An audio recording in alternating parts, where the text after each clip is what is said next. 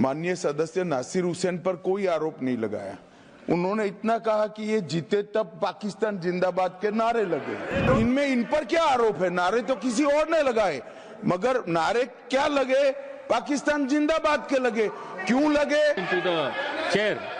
When this incident happened, none of the people, those who were present, except one journalist, I don't know from where he came, only he heard this. Please. Sir, tribunal के बारे में इन्होंने कहा, रिजू जी ने, कि 2 थे, उन्होंने 1 बढ़ा दिया। 2013 में भी 3 ही थे। 2013 में भी 3 ही थे। 2013 में भी इस्लामिक स्कॉलर डोमेन एक्सपर्ट थे। बल्कि इन्होंने अभी कर दिया कि रिटायरिंग या सर्विंग, पहले हम लोगों ने सर्विंग जज को रखते थे। भ्रम में फैलाया जा रहा था कि वक्फ का ट्रिब्यूनल है, वक्फ कॉन्स्टिट्यूट करती है, लेकिन स्टेट गवर्नमेंट कॉन्स्टिट्यूट करता है, वक्फ बोर्ड नहीं कॉन्स्टिट्यूट करती है। ये भ्रम फैलाया जा रहा है। सर, इन्होंने एक नया प्रोविजन लाया, बोला कि सिर्फ मुसलमान दान कर सकता है, और दूसरी बात इन्होंने बोला कि 5 साल का प्रैक्टिसिंग होना। अब ये तो था पहले, जेपीसी को जाके आने के बाद अब ये कह रहे हैं कि उसको डेमोन्स्ट्रेट करना चाहिए। पहले तो प्रधानमंत्री कहते थे कि हम कपड़ों से पहचान लेते हैं। आप कैसा पहचानेंगे? हम कैसा डेमोन्स्ट्रेट करेंगे? कौन से कपड़े पहनना पड़ेगा? मैं टोपी पहन के जाऊं या दाढ़ी लगा के जाऊं, या कोई मेरे घर में सीसीटीवी कैमरा लगा के देखेगा मैं नमाज पढ़ रहा हूं या नहीं पढ़ रहा हूं? मस्जिदों में सीसीटीवी कैमरा लगाएगा, या और कोई तरीका होगा कि 5 साल प्रैक्टिसिंग मुस्लिम है या नहीं पता करने के लिए? या नहीं कोई?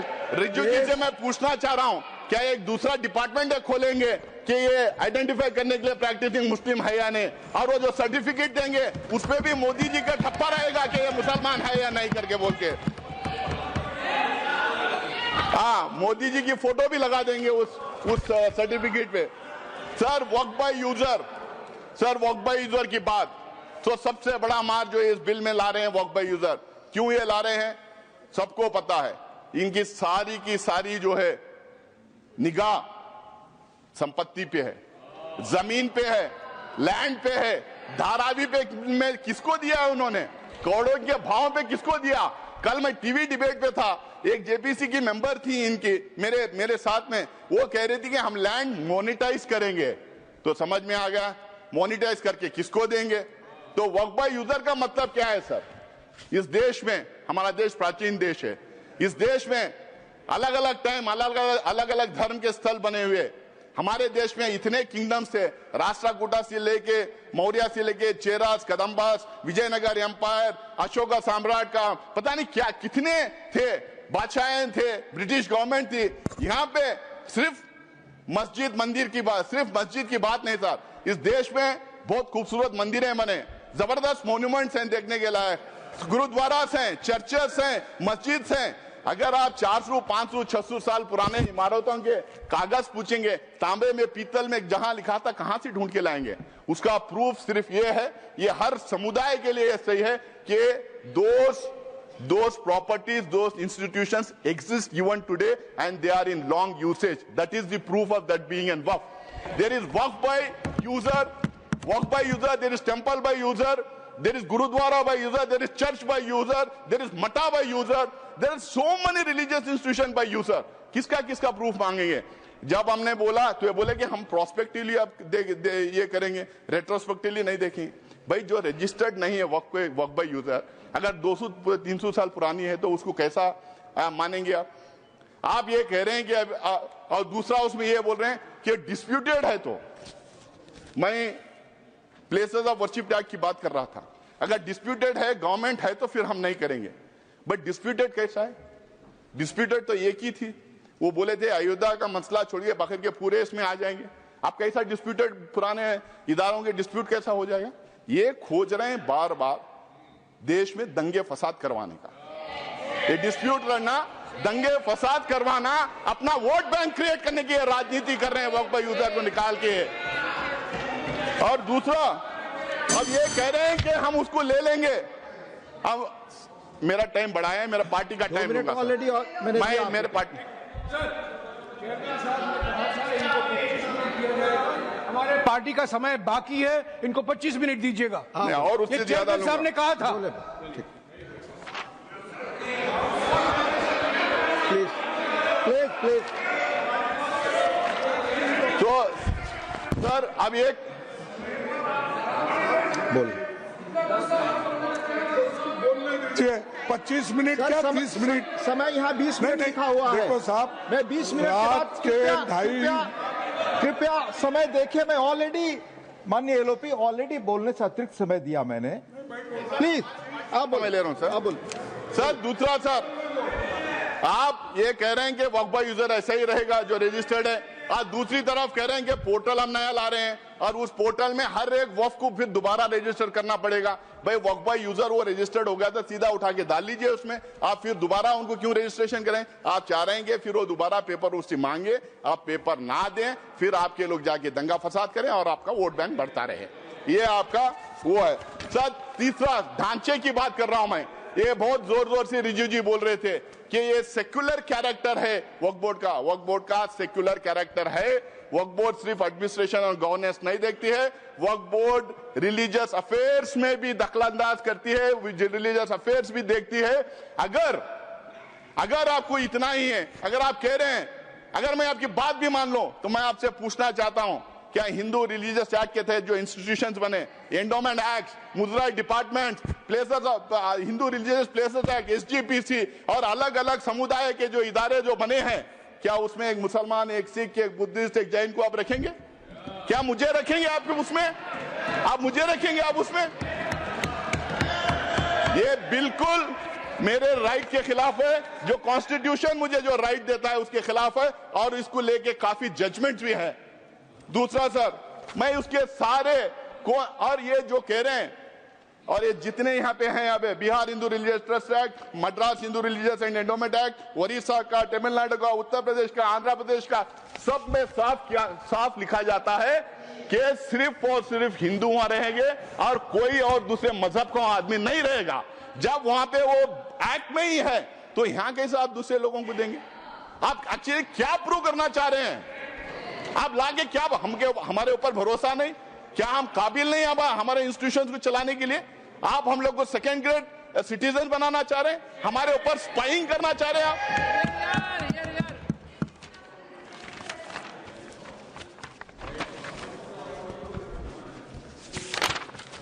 सर सीईओ को लाने की बात थी कि मुस्लिम सीईओ नहीं रहेगा, दूसरा रहेगा। वहां पे भी मैं तमिलनाडु, तेलंगाना, आंध्र प्रदेश के मैं एक्ट बताता हूं, वहां पे भी यह कहा गया कि sir finally sir please finally नहीं, मैं थोड़ा टाइम लूंगा, खत्म करें।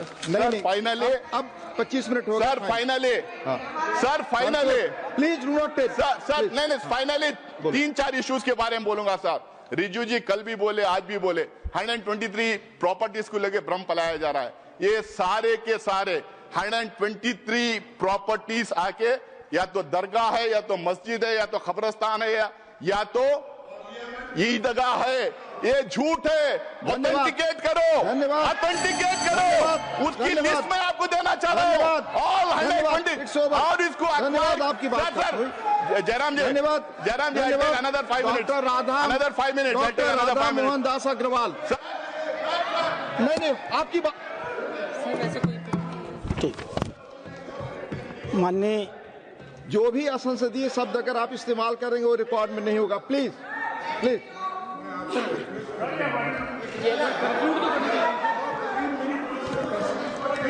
यहाँ जो लिखा हुआ 20 मिनट 20 से 25 हुआ, आपकी पार्टी का समय जाएगा, आपकी पार्टी का समय जाएगा। बोले आप मेरे पार्टी के समय में दे दो, 2 मिनट में और खत्म करें प्लीज। साहब मैं बोल रहा हूँ 2 मिनट में और पार्टी के समय में 3 मिनट, 2 मिनट में और खत्म करें सर। ये 123 एकर्स, 123 प्रॉपर्टीज जो बिल्कुल रिलीजियस प्रॉपर्टीज है। ये लुटियंस दिल्ली जब बना रहे थे, न्यू दिल्ली जब बना रहे थे 1910 में, अंग्रेज गवर्नमेंट ने पूरा का पूरा ये एरिया अक्वायर किया था। जब मुसलमान जाके उनके मिले, वो बोले कि ये 123 प्रॉपर्टीज वक्फ के पास ही रहेंगे, पोजीशन उनके पास ही रहेगा, बट गवर्नमेंट का नाम रहेगा जब तक ये सिटी नहीं बन जाती। बनने के बाद उन्होंने दोबारा वापस उसको वक्फ को दिया था। आज भी, जब से लेके आज भी 123 प्रॉपर्टीज ये पोजीशन वक्फ में ही है, बिल्कुल वक्फ में ही है। और जब 2013 में गवर्नमेंट 2013 में जब इसको डी नोटिफाई करने की बात आई, सरकार ने हाई कोर्ट ने सरकार को बोला था कि आप जल्द से जल्द इसका रिजॉल्व करो। तो जल्द से जल्द रिजॉल्व करने के चक्कर में उस टाइम पे डिनोटिफाई किए। आज इन्होंने वन मैन कमीशन बनाया था, उसका रिपोर्ट सबके सामने क्यों ना रख देते? उसको पारी कर दिया। टू मैन कमीशन बनाया था, उसका रिपोर्ट रख दीजिए लोगों के सामने, आपको पता चल जाएगा वक्फ प्रॉपर्टीज हैं या ना है। ये झूठ बोलना, लोगों को गुमराह करना, मिसगाइड करना बंद करें। दूसरा सर, ओके सर, ओके खत्म हुआ सर। दूसरा सर, नहीं खत्म हुआ, मेरे हमारे पार्टी का टाइम ले रहे हैं सर। जितना उन्होंने बोल दिया, येलोपी ने बोल दिया, येलोपी ने बोल दिया सर, येलोपी ने बोला। दूसरा केरला की बात ये करते हैं, केरला की बात ये करते हैं, केरला की बात ये करते हैं। मैं इनको ऑथेंटिकेट करने के लिए कहता हूं, वक्फ बोर्ड कभी ये नहीं क्लेम किया उनकी प्रॉपर्टी है। कोर्ट ने 2 टाइम ये डिक्लेयर किया वक्फ प्रॉपर्टी है, तीसरी बार जुडिशियल कमीशन ने कहा वक्फ प्रॉपर्टी है। लेकिन मैं आज भी यहां पे कहता हूं, कांग्रेस पार्टी की तरफ से मैं यह कहना चाहता हूं, जितने गरीब लोग वहां रह रहे हैं, जो फिशरमैन है, पूरे एनडीए की तरफ से मैं कहना चाहता हूं, जो फिशरमैन है, जो गरीब है, जिन्होंने जमीन खरीदी थी, कुछ लोग ऐसे ही रह रहे हैं, उनका इंटरेस्ट प्रोटेक्ट किया जाएगा, उनको वो जमीन दिलाई जाएगी। लेकिन वक्फ बोर्ड को बात करना बंद करें। डॉक्टर धन्यवाद। No nothing sir. Doctor Radha Mohan Das Agarwal, no more, no please. उन्हें बैठा दें, नहीं जा रहा, उन्हें बैठाएं। आप बोले, आप बोले। माननीय उपसभापति महोदय, बहुत ध्यान से मैं नासिर साहब को सुन रहा था। वो किसी शायर ने कहा है, तू इधर उधर की न बात कर, तू बता कि कारवां कहाँ लुटा। मैं बताऊंगा इन्हें कारवां कहाँ लुटा है। मेरा भाषण समाप्त होने दीजिए, मैं ठीक से इन्हें एक्सपोज करने वाला हूं। जी प्लीज। माननीय उपसभापति महोदय, अच्छा डिस्कशन आप चलने दें। मैं इनकी बातों को सुन रहा था और मैं इस सदन के संज्ञान में लाना चाहूंगा। माननीय सदस्य सैयद नासिर हुसैन जब इस बारी राज्यसभा में चुने गए, जब ये इनके जीत की घोषणा हुई, मैं उस समय कर्नाटक के बेंगलोर में था। कर्नाटक की विधानसभा में पाकिस्तान जिंदाबाद के नारे लगाए गए थे। भारतीय जनता पार्टी के कार्यकर्ताओं ने विरोध किया, उनको पकड़ करके जेल में भेज दिया गया। भारतीय जनता पार्टी के कार्यकर्ता जो इस पाकिस्तान जिंदाबाद के नारे का विरोध कर रहे थे, उन्हें जेल में भेज दिया गया और इन्हें सूचित किया गया। ये लोग बैठाइए, इनको, इन्हें बैठाइए, ये बोल नहीं सकते। बैठ जाओ, बैठो। आपस में बात नहीं, प्लीज प्लीज। आप बैठो, बैठो प्लीज, प्लीज आपस में बात नहीं, आपस में बात महोदय। आप चेयर को संबोधित करें, हम लोग नहीं, चेयर को संबोधित करें। सभापति महोदय प्लीज, आप चेयर को संबोधित करें। सभापति महोदय, आज देश के लिए गौरव का दिन है। देश के आम मुसलमान के लिए, देश के गरीब मुसलमान के लिए, देश के पसमंद बीच में टोका टोकी नहीं होगी, तो दोनों के लिए होना चाहिए। फिर तो please please please Nasir ji, please please, झूठ बकवास शब्द उपसभापति महोदय नहीं जा रहा, आप रिकॉर्ड पे नहीं जा रहा, बैठ जाइए। उपसभापति महोदय, आज का दिन गरीब मुसलमानों के लिए, पसमानदा मुसलमानों के लिए, तलाकशुदा महिला बहनों के लिए, विधवा महिला बहनों के लिए, अनाथ बच्चों के लिए आज ऐतिहासिक दिन है। एक क्रांतिकारी परिवर्तन आने जा रहा है। पूरी की पूरी इस गरीब समाज, मुस्लिम समाज की आर्थिक और सामाजिक व्यवस्था में यह वक्फ अधिनियम क्रांतिकारी परिवर्तन लाने जा रहा है। मैं आभारी हूं माननीय मोदी जी का, जिन्होंने इस महान विधेयक को इस सदन में लाने का काम किया। अध्यक्ष महोदय, हम हिंदू हैं, हम लगातार अपने समाज में परिवर्तन की बात करते हैं। हमने लगातार अपनी समाज की बुराइयों के विरुद्ध संघर्ष किया है। इतिहास पर गवाह है, हमारे यहाँ सती प्रथा होती थी, हमने सती प्रथा निषेध अधिनियम लाया। हमारे यहाँ बाल विवाह होता था, हमने बाल विवाह निषेध अधिनियम लाए। हमारे यहाँ विधवा विवाह नहीं होते थे, हमने विधवा विवाह अधिनियम लाया। आश्चर्य की बात होती है जब इस समाज की चर्चा होती है, आश्चर्य की बात होती है इन 75 सालों के अंदर एक बार भी मुस्लिम समाज के संशोधन को लेकर, सुधार को लेकर के, एक गरीब मुसलमान की जीवन की बेहतरी को लेकर के एक बार भी किसी प्रकार के सुधार आंदोलन को इस सदन में लाने का काम नहीं किया। आज यह पहली बार है और हमें गर्व है अपने प्रधानमंत्री पर, नरेंद्र मोदी पर, जिन्होंने इस मुस्लिम समाज के सुधार के इस ऐतिहासिक विधेयक को लाने का काम किया है। 2014 में माननीय प्रधानमंत्री बने थे। उनके दृष्टि में कभी हिंदू और मुसलमान नहीं होता था, उनका सिर्फ एक नजरिया होता था, गरीब और अमीर। आप गौर कीजिएगा, यह सदन गौर करेगा। हम जनधन योजना लेकर के आए, 42% लाभार्थी मुस्लिम थे। हम प्रधानमंत्री आवास योजना लेकर के आए, 31% लाभार्थी मुस्लिम थे। हम उज्ज्वला योजना लेकर के आए, 37% लाभार्थी मुस्लिम थे। हम मुद्रा योजना लेकर के आए, 36% लाभार्थी मुस्लिम थे। हम स्किल इंडिया लेकर के आए, 22.7% लाभार्थी मुस्लिम थे। हमने प्रधानमंत्री एम्प्लॉयमेंट गारंटी प्रोग्राम चलाया, अध्यक्ष महोदय 70% अधिक मुसलमानों ने उस योजना का इस देश में लाभ लिया। मेरे पार्टी की बैठक है, मुझे बताना नहीं चाहिए, लेकिन मैं कहूंगा, माननीय प्रधानमंत्री इसी बाल योगी सभागार में हम सारे सांसदों की बैठक ले रहे थे। उन्होंने क्या कहा हमसे? उन्होंने कहा, लोग कहते हैं कि मुसलमान भाजपा को वोट नहीं देते। आपको याद होगा मित्रों, उन्होंने कहा नहीं, ये गलत है, देते हैं। और अगर मान लिया जाए कि नहीं देते हैं तो इसका मतलब क्या है? क्या वो देश के नागरिक नहीं है? क्या उनके काम नहीं होने चाहिए?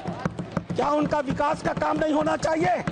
हम सारे सांसदों को उन्होंने मीटिंग में कहा, अपने काम को करते समय कभी हिंदू और मुसलमान न करना, विकास की धारा सारे समाज पर समान रूप से पहुंचाने की बात कही। उन्होंने दूसरी बात कही, मैं पूरे देश को 2047 में विकसित भारत का सपना दिखाता हूं। क्या 20% मुसलमान अगर देश का पिछड़ा रह जाएगा तो क्या भारत का विकास का सपना पूरा होगा? नहीं। हमें भारत के विकास का मतलब है 20% मुसलमान के विकास की भी योजना बनानी है। यह कल्पना माननीय प्रधानमंत्री ले सकते हैं। आजादी के 75 सालों के अंदर इस कल्पना को लेकर इस देश में कोई नहीं आया था। और तीसरी बात उन्होंने कही, सरकार के, और सबसे महत्वपूर्ण बात है, सरकार के स्तर पर सरकार जो कुछ भी कर सकती है मुसलमानों के जीवन की बेहतरी के लिए हम करने का प्रयास करेंगे। लेकिन मुस्लिम सामाजिक संस्थाओं की भी रोल होनी चाहिए। ये मुस्लिम पर्सनल लॉ बोर्ड की भी भूमिका होनी चाहिए। यह जमायत उलेमा की भी भूमिका होनी चाहिए। यह वक्फ कमेटियों की संपत्तियां जो पड़ी हुई हैं उनकी भी मुसलमानों की जिंदगी को बेहतर करने में भूमिका होनी चाहिए। यह बात आज की नहीं थी, ये लोकसभा चुनाव के 6 महीने पहले की बात है अध्यक्ष महोदय। उस समय वो कल्पना लेकर चल रहे थे कि अगर हमने मुस्लिम वक्फ की संपत्तियों का बेहतर उपयोग कर लिया, पारदर्शी उपयोग कर लिया, उनकी आय को बढ़ा दिया, उनके ऊपर जो कब्जा करके लोग बैठे हुए हैं उन कब्जेदारों को हटा दिया, तो स्वाभाविक रूप से जो अकूत संपत्ति पूरे भारत में मुसलमानों के पास आएगी, हम उसका इस्तेमाल गरीब मुसलमानों की शिक्षा के लिए, जीवन की बेहतरी के लिए, उनके मुसलमान महिलाएं दर बदर भीख न मांगे, अपनी इज्जत का समझौता न कर सके, कोई बूढ़ी मुस्लिम रात को खाली पेट सोने के लिए मजबूर न हो, हम उसके लिए व्यवस्था करके लाएंगे। और वस्तुतः अध्यक्ष महोदय, वक्फ अधिनियम की जो ही माननीय गृह मंत्री ने घोषणा किया, पूरे देश में तूफान आ गया। आश्चर्य होता है, वक्फ की घोषणा भी नहीं हुई, कानून सामने भी नहीं आए, विरोध शुरू हो गया। तुम्हारी मस्जिदें कब्जा कर ली जाएंगी, तुम्हारे दरगाह कब्जा कर लिए जाएंगे, तुम्हारे कब्रिस्तान कब्जा कर लिए जाएंगे, तुम्हारे मदरसे कब्जा कर लिए जाएंगे। मैं एक पत्रक लेकर के अध्यक्ष महोदय आया हूं। केरल और कर्नाटक की एक आतंकवादी संस्था है PFI, माननीय गृह मंत्री को आभार प्रकट करता हूं, उन्होंने बैन किया है। PFI की एक दूसरी संस्था है SDPI। आज SDPI, मेरे पास पर्चे हैं, मैं गृह मंत्री को सौंपूंगा और आपको भी दूंगा। आज SDPI पूरे देश में, मेरे पास राजस्थान के पर्चे आए हैं जहां SDPI सबसे कमजोर है। पूरे देश में पर्चे बांटे जा रहे हैं और बताया जा रहा है कि ये वक्फ कानून अगर आ गया तो मस्जिदों पर भाजपा सरकार कब्जा कर लेगी। आखिर क्यों? लेकिन ये लोग भूल गए, नरेंद्र मोदी किसी और मिट्टी के बने हुए हैं। आपके विरोध से वो डरने वाले नहीं थे। आप चाहे जितना भी विरोध करते, वो मजबूती के साथ एक आम गरीब मुसलमान, एक दलित, एक पिछड़ी महिला, एक अनाथ महिला, एक तलाकशुदा महिला, अनाथ बच्चों के साथ खड़े होने वाले थे और इसीलिए वो मजबूती से विधेयक लेकर के आए। अध्यक्ष महोदय, ये चर्चा कर रहे थे वक्फ बाई यूजर की। क्या होता है वक्फ बाई यूजर? हजरत मोहम्मद साहब ने क्या कहा था? आपके पास अपनी कोई संपत्ति हो तो दूसरों को भले के लिए दान करो। हदीसों ने क्या लिखा था? यदि किसी व्यक्ति के पास अपनी संपत्ति है, उस संपत्ति का एक हिस्सा वो दान कर सकता है, उसके लिए मुतवल्ली बना सकता है, उसके आय के साधन कैसे होंगे लिख सकता है, आय से होने वाली आय किस वर्ग के उपयोग में आएगी उसके भी निर्देश दे सकता है। What is this Waqf by user? किसने आपको संपत्ति दी? किसने आपको संपत्ति दान की? किसके मन में मनसा थी कि अल्लाह को दे दिया जाए? एक भी आदमी ने वक्फ बाई यूजर की संपत्ति वक्फ के अधिनियम के तहत नहीं दी। जैसे फिल्मों में गुंडे हुआ करते थे, जिस औरत पर हाथ रख दी वो औरत उनकी हो गई। इसी प्रकार से इन वक्फ बोर्डों ने भू माफियाओं की तरह काम किया। जिस जमीन पर हाथ रख दिया इन्होंने, वो जमीन उनकी हो गई। आज इस मानसिकता से ये काम करते हैं। जमीनों पर मैं कानून लेकर के आया हूं। अध्यक्ष महोदय, इसी सदन में माननीय सदस्य झूठ बोल रहे थे, असत्य बोल रहे थे।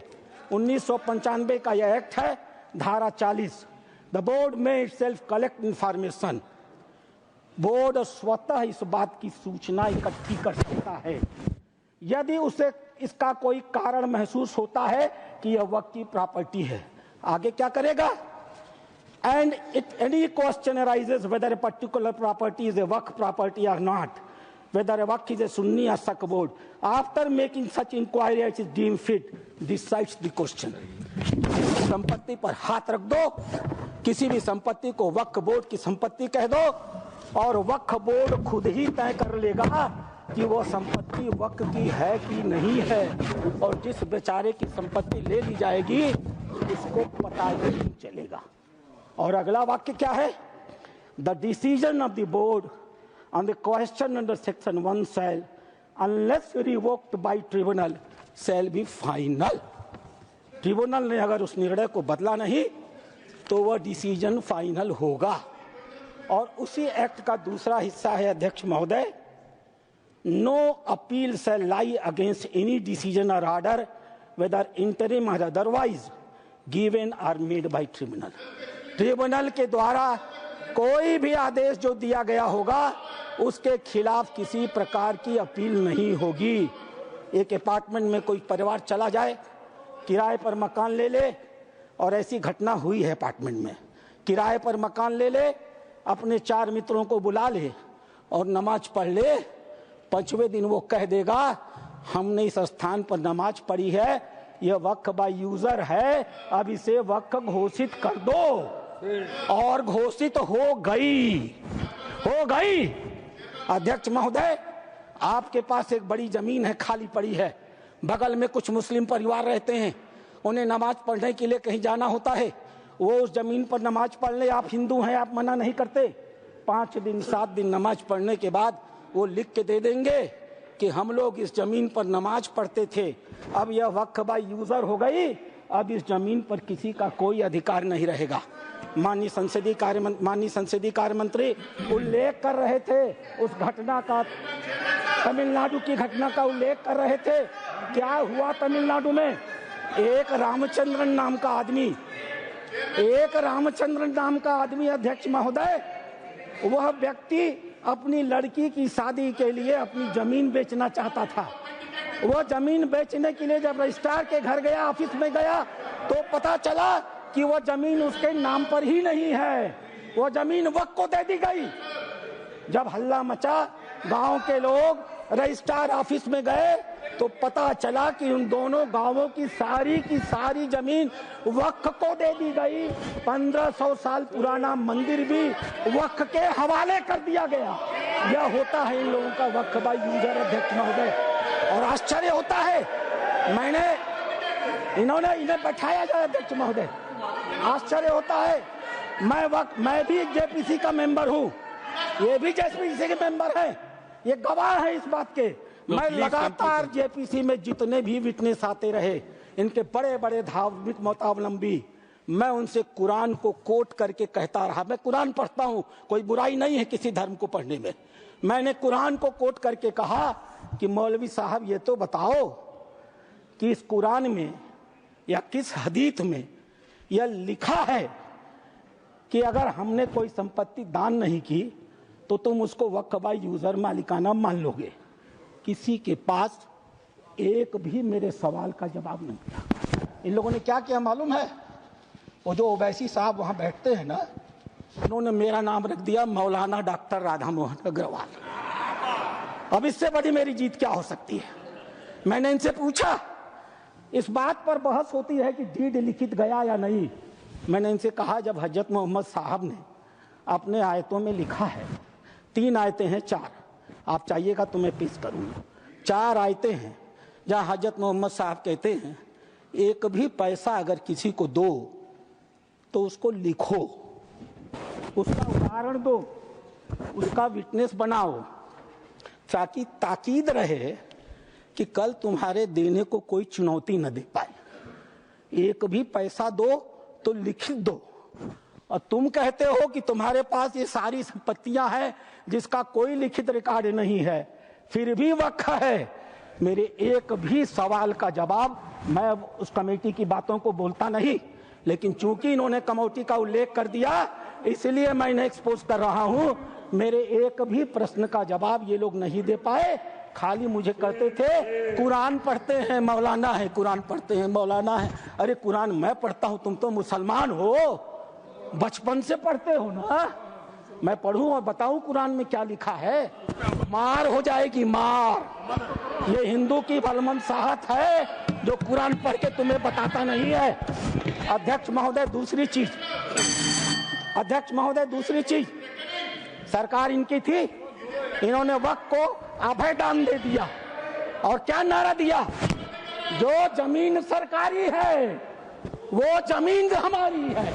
सरकारी संपत्तियों पर कब्जा करने का ऐतिहासिक इन्होंने कर्म काहे किया है। उत्तर प्रदेश की 74% वक्फ की संपत्तियां सरकारी जमीन पर कब्जा करके बनी है।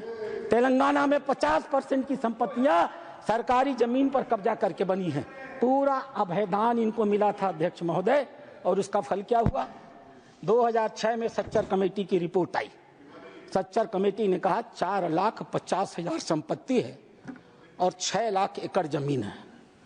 आज 2024 में 8,72,000 संपत्ति है और 37,94,000 एकड़ जमीन है।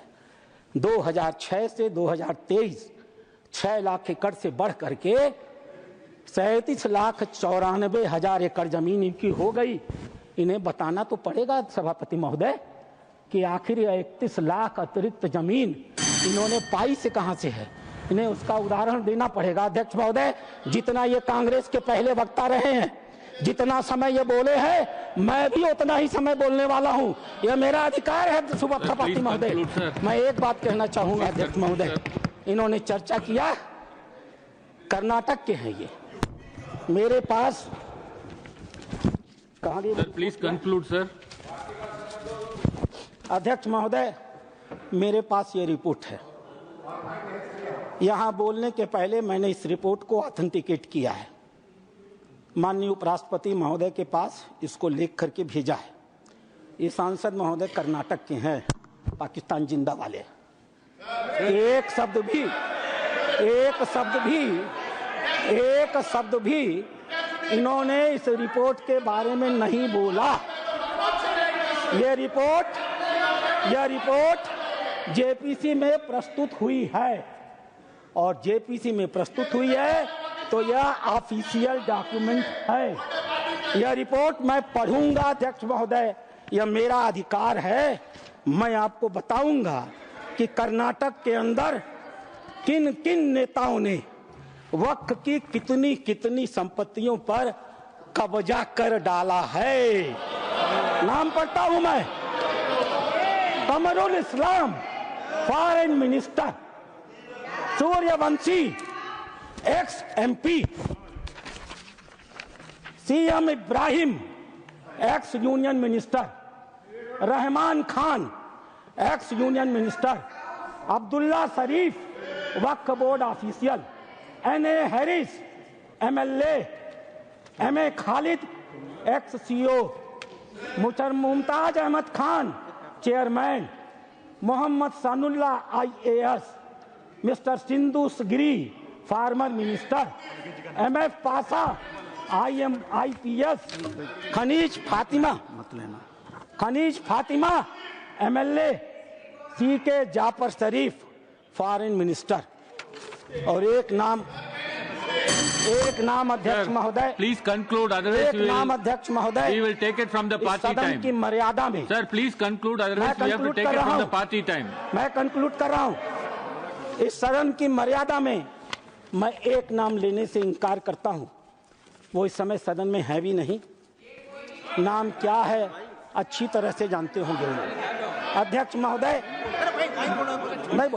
अध्यक्ष महोदय, मैं अपनी बातें समाप्त करूंगा। रामधारी सिंह दिनकर की एक कविता के साथ। सीमा पर एक सैनिक मर रहा था। मैं कंक्लूड कर रहा हूं। सीमा पर एक सैनिक मर रहा था। मरते हुए सैनिक से एक कवि ने पूछा, हे वीर बंधुदाई है कौन विपद का, हम दोषी किसको कहें तुम्हारे बद का। मरते हुए सैनिक ने कहा, यह गहन प्रश्न कैसे रहस्य समझाएं, 10-20 बधिक हो तो हम नाम गिनाएं। हर कदम कदम पर खड़ा यहाँ पातक है, हर तरफ लगाए घात बड़ा घातक है। देवता सदस्य दिखता है पर कमरे में वह गलत हुक्म लिखता है। जिस पापी को गुण नहीं गोत्र प्यारा है, समझो उसने ही हमें आज मारा है। जो सत्य जानकर भी न सत्य कहता है या किसी लोभ के विवश चुप रहता है, उस कुटिल राजतंत्री करदय को धिक है। वह मूक सत्यहंता कम नहीं बधिक है। चोरों के जो हीतु ठगों के बल हैं, जिनके प्रताप से पलते पाप सकल हैं। जो छल प्रपंच सबको प्रश्रय देता है या चाटुकार जन की सेवा लेता है, यह पाप उन्हीं का हमको सर मार प्लीज गया कंक्लूड है। सर। भारत अपने ही घर में हार गया है।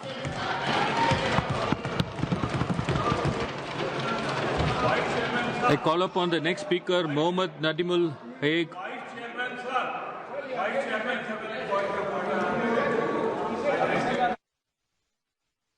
Sir, please tell the rules, sir. Rule 238A। मैंने बहुत ही विनम्रता से इंतजार किया और सदन में जो एकेडमिक डिस्कशन चल रहा है ये चले शांतिपूर्वक। इस पे मैं एक बात सिर्फ आपको 238A, कोई सदस्य किसी अन्य सदस्य के खिलाफ सदस्य के विरुद्ध मानहानिकारक या अपराध में फंसाने वाले स्वरूप का कोई आरोप नहीं लगाएगा जब तक कि आरोप लगाने वाले सदस्य ने सभापति और संबंधित मंत्री को इसकी पूर्व सूचना दी हो, ताकि मंत्री को दिए जाने के प्रयोजन के विषय की जांच कर सके। मानवर परंतु सभापति किसी समय सदस्य को कोई ऐसा आरोप लगाने से मना कर सकेगा या आपकी राय में आए ऐसा आरोप राज्यसभा की गर्मी को घटाने हो वाला हो या आरोप को लगाने का कोई जनसिद्ध नहीं होता। आपसे फैसला नहीं चाहता हूं, मैं फैसला उनसे चाहता हूं। मानवर एक मंत्री का ये आचरण, मानवर जो इन्होंने आरोप लगाया है श्री नासिर हुसैन पे, उनको कोई सूचना नहीं दी गई, मंत्री को कोई सूचना नहीं दी गई। मेरा सिर्फ आग्रह है कि चर्चा शांतिपूर्वक चले, इसलिए ऐसा कोई आरोप न लगाया जाए जिससे राज्यसभा की गरिमा गिरे, और ये जो आरोप लगाया गया है इससे राज्यसभा की गरिमा गिरती। 1 minute, sir, please. मान्यवर माननीय सदस्य नासिर हुसैन पर कोई आरोप नहीं लगाया। उन्होंने इतना कहा कि ये जीते तब पाकिस्तान जिंदाबाद के नारे लगे। इनमें इन पर क्या आरोप है? नारे तो किसी और ने लगाए, मगर नारे क्या लगे? पाकिस्तान जिंदाबाद के लगे। क्यों लगे? Into the chair.